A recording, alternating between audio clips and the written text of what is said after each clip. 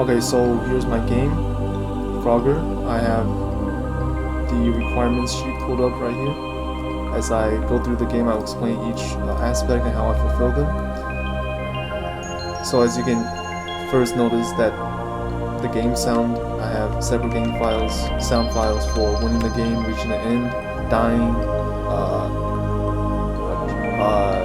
and also just reaching one of those end slots. So for game objects, I have obviously the player object, which is a smiley face. I have the cars here, and I have the logs.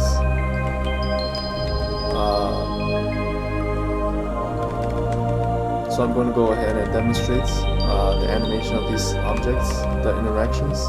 So if I hit a car, I will lose a life, just like that. And a appropriate sound plays. If I jump in the water, I lose a life, just like that, as it should. So I'm just using my arrow keys right now, right? I'm just using my arrow keys, and the instructions I even put it near beside the canvas. So those are the game objects, and they're all cut from a sprite sheet, including these purple walls, including they're all cut from one sprite sheet, besides the player, which I made in GIMP. It's its own sprites. And in terms of collision, I just showed the car, but obviously there's also a collision with the walls here. So for example, if I press the left key, obviously I will not go past that. Right key, I will not go past that. I go press bottom, I will not go past that. The score on the bottom here increments by 100 each time I reach the end, and the lives decrements by 1 every time I jump in the water or hit the car. And the personal twist here mainly is that I'm using a circle object, which has a different collision principles than if I were using a frog, the default Frogger object, which is actually just a box. So the collision is very different, and the collision is also what makes this way more complex and interesting than Pawn. So for example, a simple collision would be the fact that I press down and it doesn't move. This is very simple. A more sophisticated collision would be when I hit the car at different points, like right there in the front or in the back. And here, in the back, when I would die like this. So there I ran out of lives, as you can see here. And here's my end screen. It shows my high score, which is 0, because I did not reach the end during that playthrough. So I'm going to restart the game here. So the music starts every time it's finished. So I will now attempt to beat the game. Also, all the JavaScript files or the JavaScript file is commented and well documented. So there should be no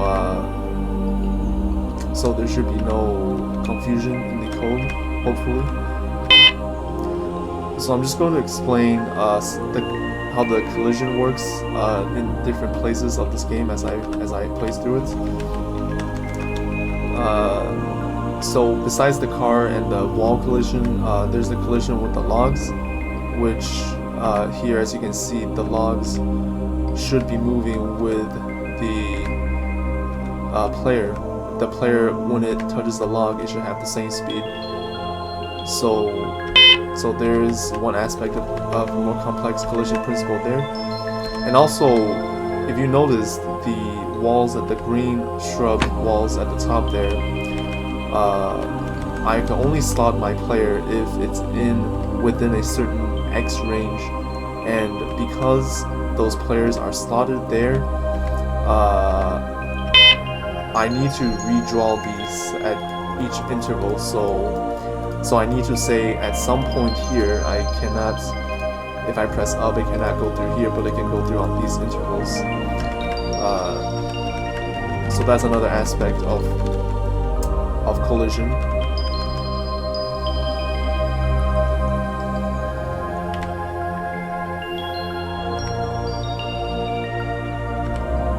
So here I almost got it. There we go. Okay, so one last try. I think I can catch this. Okay.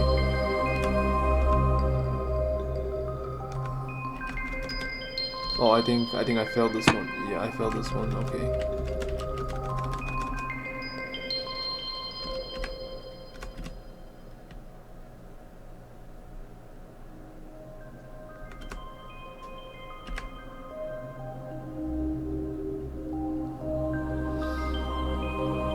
So my score right now is 400 because I've slotted it 4 times, but I can go in one of these again to increase my score further before I slot into this one.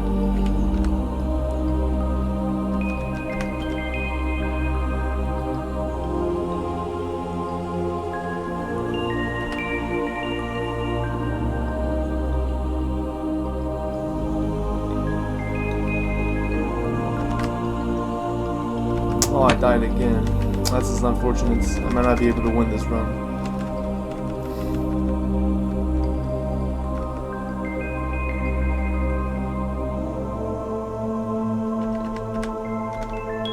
Oh, I did not win. Okay,